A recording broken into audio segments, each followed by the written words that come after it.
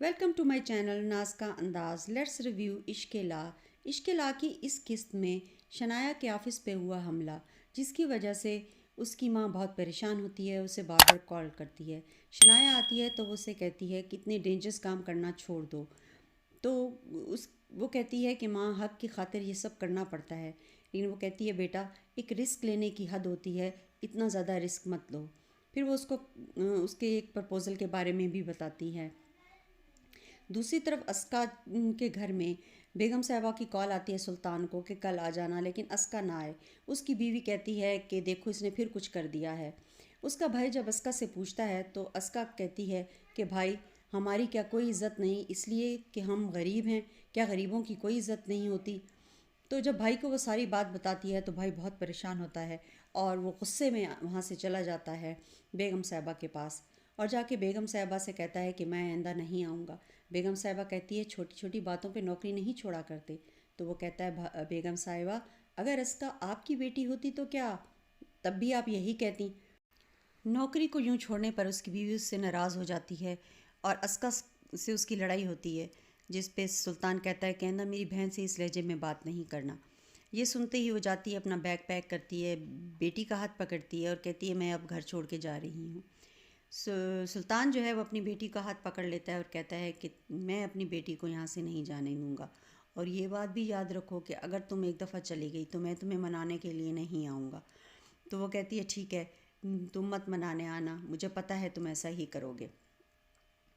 اس دوران جو ہے اسکا اور اس کی ماں بہت پریشان ہوتی ہیں، اوپر سے دیکھ رہی ہوتی ہیں لیکن وہ کچھ کر نہیں سکتی. وہ چلی جاتی ہے اپنے خالہ کے گھر پہ. خالہ کا بیٹا اس سے پہلے جو ہے وہ نشے والی چرس والی سگریٹ پی رہا ہوتا ہے، جو بہن کو دیکھ کے چھپا دیتا ہے. وہ کہتی ہے کہ تمہاری وجہ سے ہی میں گھر چھوڑ کے آ گئے ہوں. تو کہتا ہے میری بہن نے ضرور کوئی پلان چلایا ہوگا میری اسغر سے شادی پہ. اس کی خالہ اس کو کہتی ہیں کہ یہ کیا کیا، اپنا گھر چھوڑ کے کون آتا ہے، اور تم فکر نہیں کرو سلطان ضرور تمہیں لینے آئے گا کیونکہ وہ تم سے بہت محبت کرتا ہے. اس کا بھائی کہتا ہے کہ تم فکر نہیں کرو، ابھی بھائی تمہارا زندہ ہے، تم یہاں پر رہو میرے گھر میں. اور اس کی خالہ کہتی ہیں کہ تم بھی پریشان ہونے کی ضرورت نہیں ہے اور زیادہ جلدی کرنے کی ضرورت نہیں ہے، وہ ضرور آئے گا تمہیں لینے کے لیے. دوسری طرف شنایا اسلام آباد میں شاپنگ کر رہی ہوتی ہے اذلان کے ساتھ. وہ اذلان کی مدر کی برتھ ڈے کا گفٹ پسند کرنے کے لیے آئے ہوئے ہوتے ہیں، جس پہ وہ دکھاتے ہیں کہ بہت ایٹیٹیوڈ دکھا رہا ہوتا ہے، اور جو چیز بھی وہ پسند کرتی ہے وہ کہتے ہیں مجھے تو یہ پسند نہیں، میں تو یہ والی چیز نہیں یہ لوں گا. آخر میں خیر وہ وہی گفٹ پسند کر لیتا ہے جو اذلان کی مدر کے لیے شنایا نے کیا تھا. تو وہ وہی گفٹ ریپ کروا دیتا ہے. جو اسکا ہے وہ بہت پریشان ہوتی ہے اور اپنی ماں سے کہتی ہے کہ کیا میں نے غلط کیا؟ تو وہ کہتی ہے کہ نہیں، اگر تم اپنی بے عزتی پہ چپ رہتی تو وہ بہت ہی غلط ہوتا.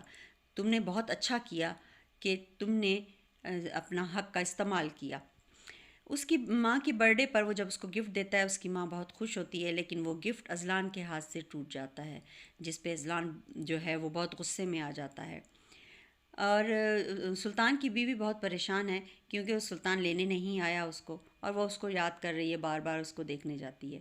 جب اس کی خالہ پوچھتی ہیں اسکا کے بارے میں تو وہ کہتی ہے اسکا جو ہے وہ کبھی آپ سے بدتمیزی نہیں کرے گی، وہ عام لڑکیوں جیسی نہیں ہے.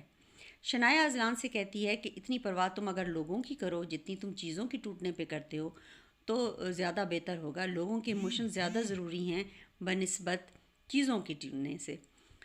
جو اسکا ہے وہ رات کو سو رہی ہوتی ہے اپنی بھتیجی کے ساتھ، تو وہ اس کی بھتیجی بار بار ماں کا پوچھتی ہے، تو وہ اپنے بھائی کے پاس جاتی ہے اور کہتی ہے بھائی آپ پلیز بھابھی کو لے آئیں. تو اس کا بھائی کہتا ہے کہ ٹھیک ہے میں اس کو لے آؤں گا اور تمہاری خاطر لے آؤں گا، تم پریشان نہیں ہو. شنایا جو ہے وہ پرپوزل کی وجہ سے بہت پریشان ہے. وہ فون کرتی ہے اذلان کو کہ آ جانا تم دوپہر کے کھانے پہ.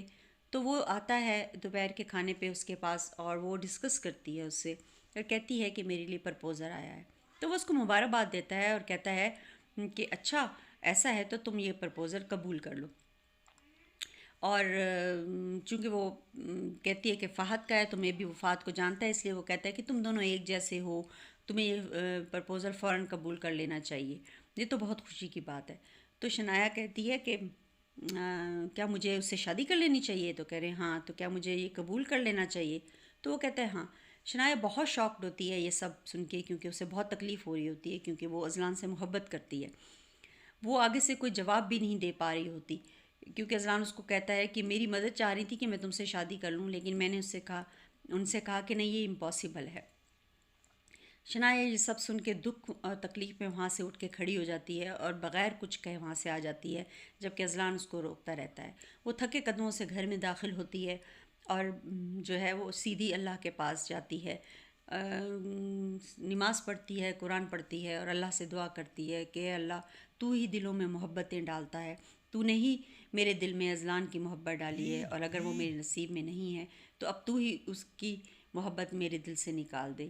یہ کہتے ہوئے وہ اپنی ماں کے پاس جاتی ہے اور وہاں اس کو کہتی ہے کہ امی، مجھے فہد کا رشتہ قبول ہے۔